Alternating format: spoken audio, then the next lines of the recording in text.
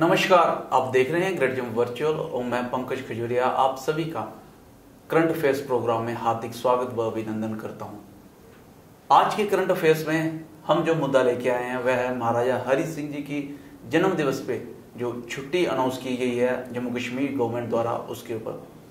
महाराजा हरि सिंह जी की छुट्टी की मांग की मैं अगर बात करूं तो पिछले लगभग 10 साल से युवा राजपूत सभा इन सारी मांगों को लेकर रोड पे थी और वही पिछले 1 साल से उन्होंने संघर्ष को काफी तेज किया और बीते दिनों हमने देखा कि उनके द्वारा तवी जो नदी है जम्मू शहर में उसके चारों पुलों को उन्होंने बंद किया। इसके साथ साथ धारा 144 भी जो है गवर्नमेंट द्वारा लगाई गई, लेकिन बहरहाल बाद में the voice of the people is the voice of the God के मद्देनजर रखते हुए सरकार ने जो है वो छुट्टी अनाउंस कर दी महाराजा हरि सिंह जी के जन्म दिवस के उपलक्ष्य पे।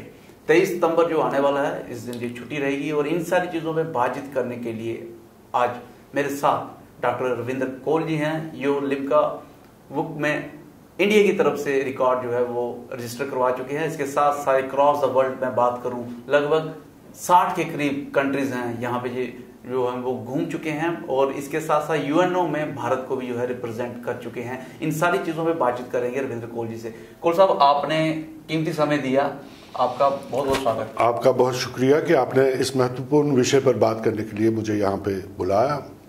कौल साहब, जिस तरीके से मैं पहले भी जिक्र कर चुका हूँ कि 75 साल की मांग थी और बहरहाल अभी सरकार ने अनाउंस कर दिया महाराजा हरि सिंह जी की छुट्टी को, इसको आप किस तरीके से देखते हैं? पंकज जी, मैं शुक्रिया अदा करना चाहता हूँ एलजी साहब का और यूटी की जो करंट गवर्नमेंट है कि उन्होंने इस बहुत जेन्युइन डिमांड को उन्होंने माना और लोगों की भावनाओं को समझा। इस एजिटेशन की शुरुआत ज़रूर युवा राजपूत सभा ने की थी और उन्होंने काफ़ी देर से इस मांग को उठाया, लेकिन अभी पिछले जो 1-2 महीने से ये संघर्ष चल रहा था उसमें जम्मू के हर वर्ग का नागरिक, चाहे वो व्यापारी है, चाहे वो वकील है, चाहे वो आम आदमी है, वो सभी वर्गों के और सभी जातियों के लोग इस संघर्ष पे शामिल हुए और इस वजह से मुझे लगता है सरकार ने लोगों की भावनाओं को समझा और उन्होंने ये ऐलान किया कि 23 सितंबर को अब के बाद हमेशा एक छुट्टी होगी और वो नेगोशिएबल इंस्ट्रूमेंट्स एक्ट के तहत छुट्टी होगी जिसमें बैंक भी बंद रहेंगे और बाकी सरकारी कार्यालय लोगों को थोड़ी सी कंफ्यूजन है कि ये नेगोशिएबल इंस्ट्रूमेंट क्या है, क्या बैंक में भी छुट्टी होगी कि नहीं होगी? बहरहाल सरकार ने तो मेंशन किया है कि एजुकेशन इंस्टीट्यूट और सरकारी दफ्तर जो है बंद रहेंगे। नहीं, नेगोशिएबल इंस्ट्रूमेंट्स एक्ट के तहत जो भी छुट्टी घोषित की जाती है वो बैंकों पर लागू होती है, इसलिए नेगोशिएबल इंस्ट्रूमेंट्स एक्ट के तहत इस छुट्टी को लाना इस बात की निशानदेही करती है कि इस पर बैंक भी बंद रहेंगे। अच्छा कौल साहब, आप बड़ी पैनी नजर रखते हैं जम्मू कश्मीर के इतिहास के ऊपर, कल्चर के ऊपर मैं बात करूं या इससे आगे बात करूं तो पॉलिटिक्स के ऊपर भी काफी पैनी नजर रहती है, तो इस डिसीजन को आप किस तरीके से देखते हैं? लोगों की भावनाओं को मद्देनजर रखते गवर्नमेंट डिसीजन ले लिया, लेकिन ऐतिहासिक तौर पर और यहाँ पॉलिटिक्स के तौर पर कैसे देखते हैं?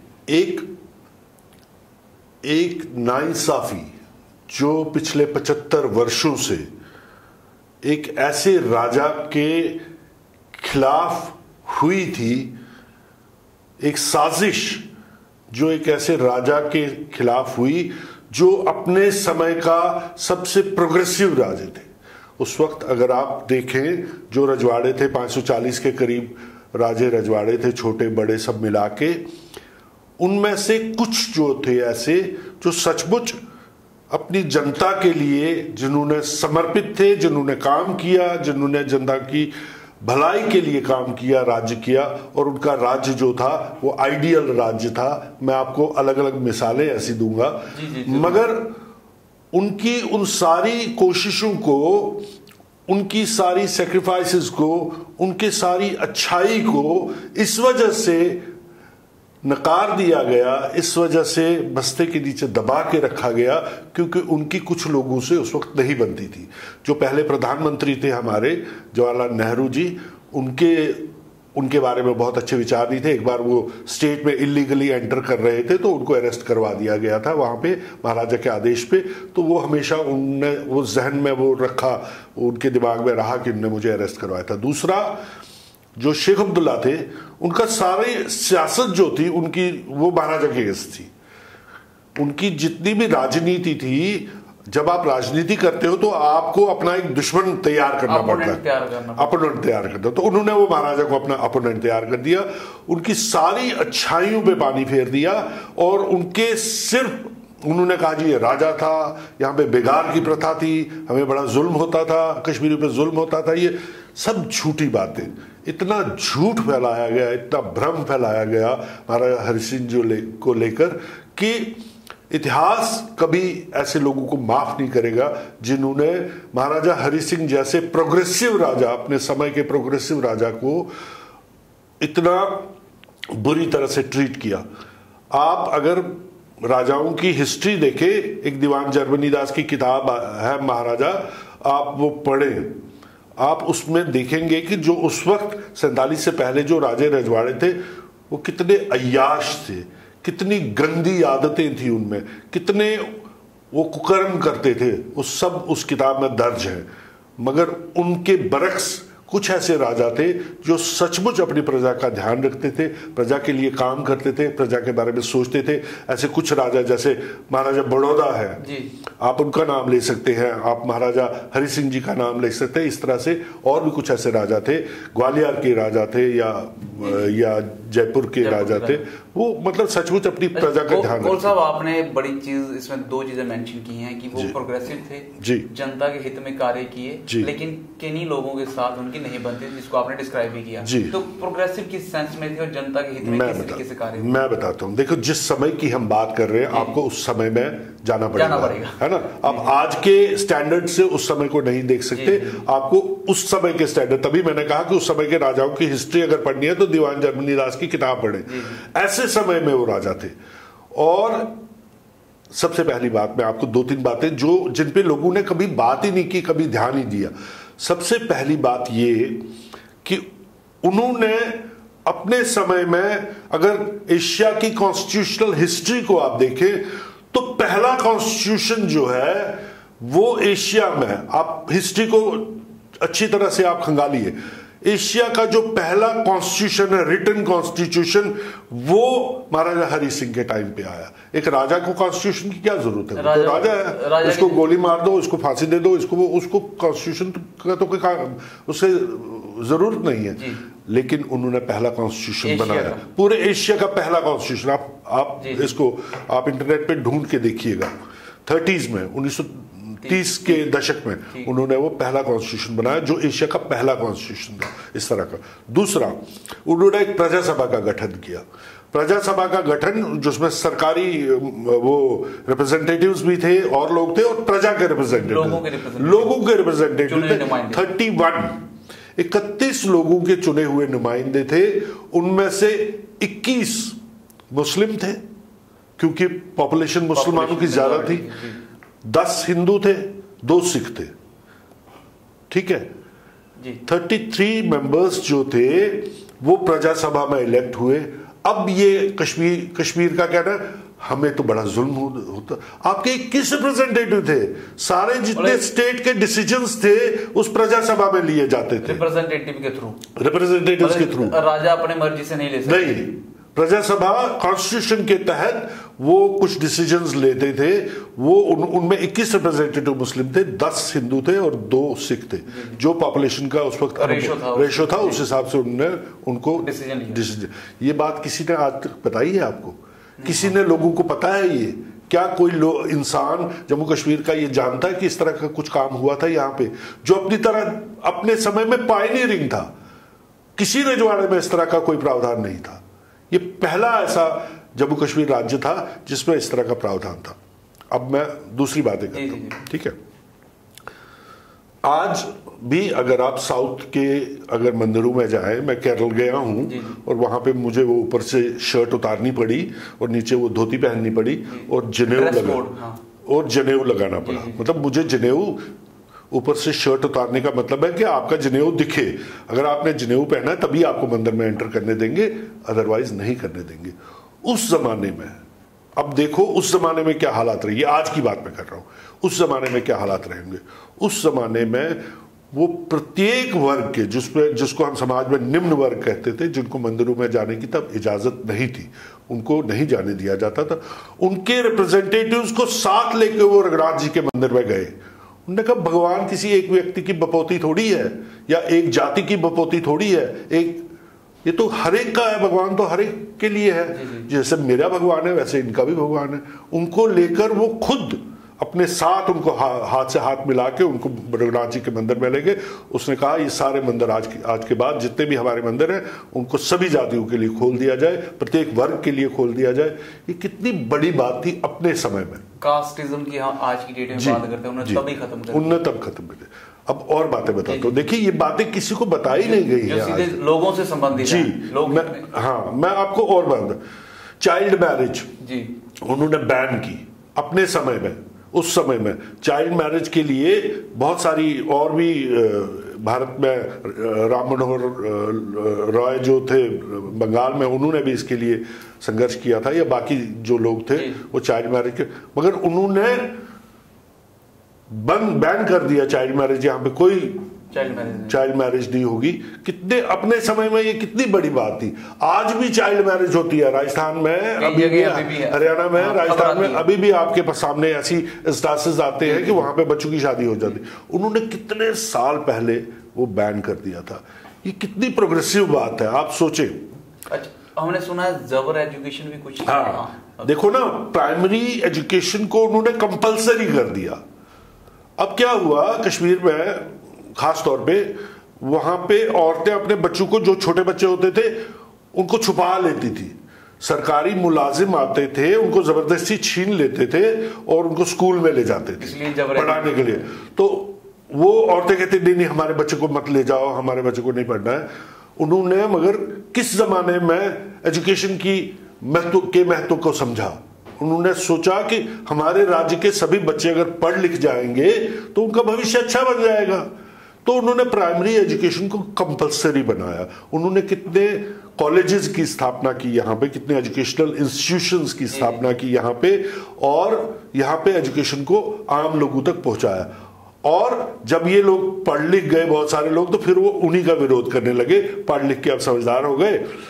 शेख साहब एमएससी करके आए अलीगढ़ से, फिर उन्होंने यहाँ पे अपनी सियासत शुरू की। तो ये बातें लोगों तक पहुंचाने की किसी ने जहमत ही नहीं की, आज तक किसी ने बताया, क्योंकि सारा माहौल ऐसा था कि जहां पे उनको विलन के तौर पे दिखाया गया। आज जिस बूते पर हम कह रहे हैं, मैं आपको और भी और इंस्टांसेस, जम्मू कश्मीर बैंक, जी जी जी 54 बैंक्स थे 1947 में जब भारत आजाद हुआ।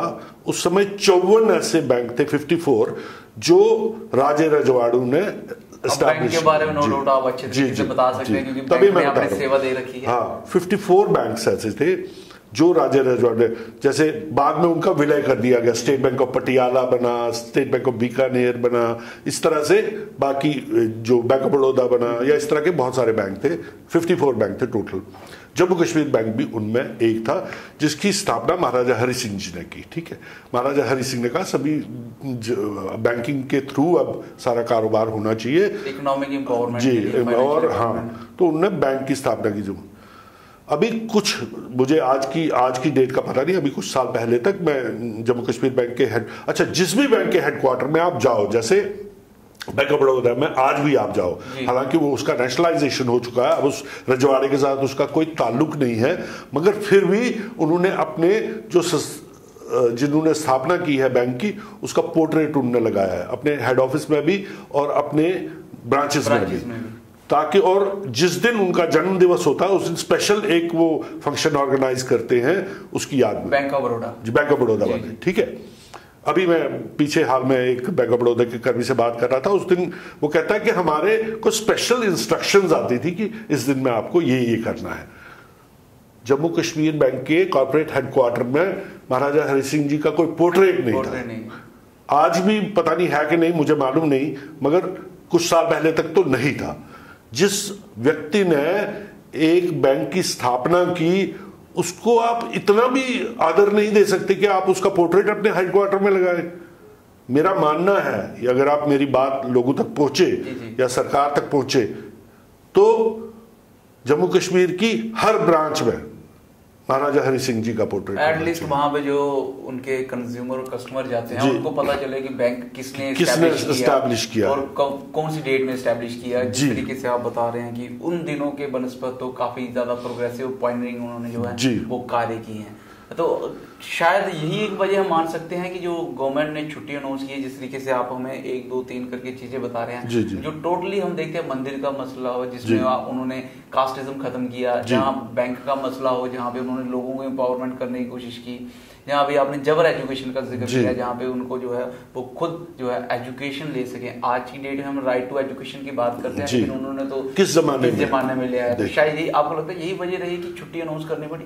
नहीं, छुट्टी ना तो वो तो जब पब्लिक का प्रेशर आता है, पब्लिक को लोगों का प्रेशर आता है, मगर मैं ये कह रहा हूँ कि छुट्टी अनाउंस करना पहला कदम है। अच्छा, और महाराजा साहब की, महाराजा हरि सिंह जी की के डिग्निटी को, उनके स्थान को एस्टैब्लिश करना, इस स्टेट में जो उनका रोल है रहा है उसको एस्टैब्लिश करना अगर है हमें तो ये छुट्टी डिक्लेयर करना पहला कदम। अच्छा, उसके बाद जितने हमारे स्कूल के करिकुलम्स हैं उसमें महाराजा हरि सिंह जी का चैप्टर एक इंक्लूड होना चाहिए, ताकि वो सारे प्रोग्रेसिव कदम जो महाराजा हरि सिंह जी ने अपने समय में अपने राज्य की भलाई के लिए, अपने राज्य के लोगों की भलाई के लिए जो उठाए, वो लोगों के सामने आए, उनको एस्टैब्लिश किया जा सके और उनको अपना वो उचित स्थान जो हिस्ट्री में उनको मिलना चाहिए, भारत के इतिहास में महाराजा हरि सिंह जी को जो उचित स्थान मिलना चाहिए वो उनको मिलना चाहिए। अब देखें आप, आज हम कहते हैं कि गिलगित बल्तिस्तान हमारा है, आज हम कहते हैं पाक ऑक्युपाइड कश्मीर हमारा है, आज हम चीन जहां पे बैठा हुआ है हम वो कहते हैं वो भी हमारा रीजन है। किस बिना पर? ये डोगरा महाराजाओं की देन है ना हमें, जिन्होंने जम्मू कश्मीर के एम्पायर को वहां तक पहुंचाया, हिमालय की सरहदों। और आप वो जब क्लेम कर रहे हो वो सब चीजें जो डोगरा महाराजाओं की देन है और उनको आप नकार रहे हो, डोगरा महाराजाओं के कंट्रीब्यूशन को आप नकार रहे हो, मगर जो वो देंगे उस पर क्लेम आप पूरा कर रहे हो। ये इतिहास की विडंबना है ना, ये विडंबना है इतिहास की कि जो उन्होंने हमें दिया है उस पे तो आप क्लेम कर रहे हो, मगर उनके कंट्रीब्यूशन को आप हाईलाइट नहीं कर रहे, आप कभी बता नहीं रहे। आप मान सकते हो ये एक टर्निंग पॉइंट रहेगा फिर छुट्टी का घोषणा? जी, आहिस्ता आहिस्ता मैं बहुत पॉजिटिव इस मामले में। मैं समझता हूं कि जो हमारे एलजी साहब ने, जो एलजी साहब की जो गवर्नमेंट है, उन्होंने एडमिनिस्ट्रेशन जो है उन्होंने जो कदम उठाया है ये बहुत ही सराहनीय कदम है, मगर इसके साथ साथ अब आगे चल के ऐसे कदम उठाने चाहिए कि जो नाइंसाफी हुई है महाराजा हरि सिंह जी के साथ और आमतौर पे डोगरा राजाओं के साथ, वो नाइंसाफी को दूर किया जा सके। अच्छा, आपसे एक सवाल रहेगा कश्मीर घाटी को लेके, क्योंकि अधिकतर जिस तरीके से आपने कहा कि जबर एजुकेशन का अगर सबसे ज्यादा इम्पैक्ट रहा तो घाटी कश्मीर में रहा, और उसके बाद वहां पे जब वो पढ़ लिख के तो उसके बाद उन्होंने विरोधाभास शुरू कर दिया। हम देखते हैं विरोधाभास वहीं से आता है, लेकिन कश्मीर में भी अगर हम देखें तो काफी ज्यादा इंस्टीट्यूशनल डेवलपमेंट जो है जम्मू के बनस्पत ज्यादा तो हम कश्मीर में देखते हैं, कुछ बहुत ज्यादा डेवलपमेंट हुई। देखो, टूरिज्म को उन्होंने बहुत बढ़ावा दिया, आर्ट एंड कल्चर के वो शौकीन थे, उसको उन्होंने बहुत बढ़ावा दिया।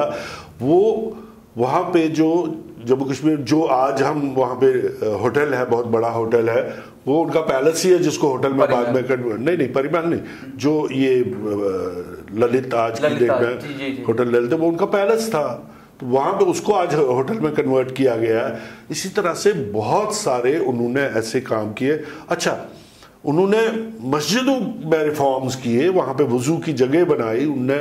वो कोई आदमी वो नाम नहीं लेता, कोई हिस्टोरियन एक या कोई स्कॉलर एक बैठे और जो उन्होंने वो सारे जितने उन्होंने फरमान इशू किए हैं अपने समय में, अपने राज्य में, उन सबको कलम बंद करके पब्लिक के सामने लाए।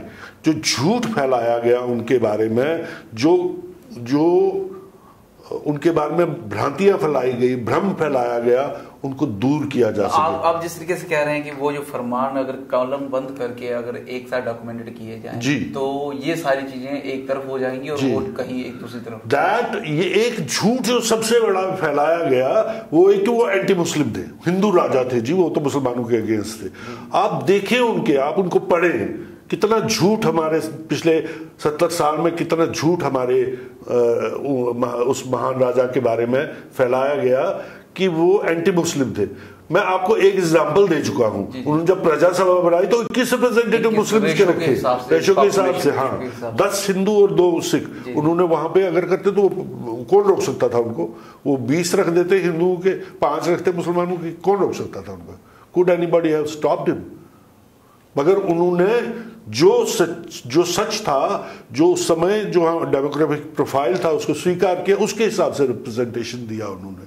ठीक है, तो इसलिए अब समय आ गया है कि हिस्ट्री में आप, इतिहास के साथ आप खिलवाड़ कुछ देर तक कर सकते हो, मगर सारे हमेशा के लिए आप खिलवाड़ नहीं कर सकते। सच एक ऐसा सूरज होता है कि जो सामने आ ही जाता है।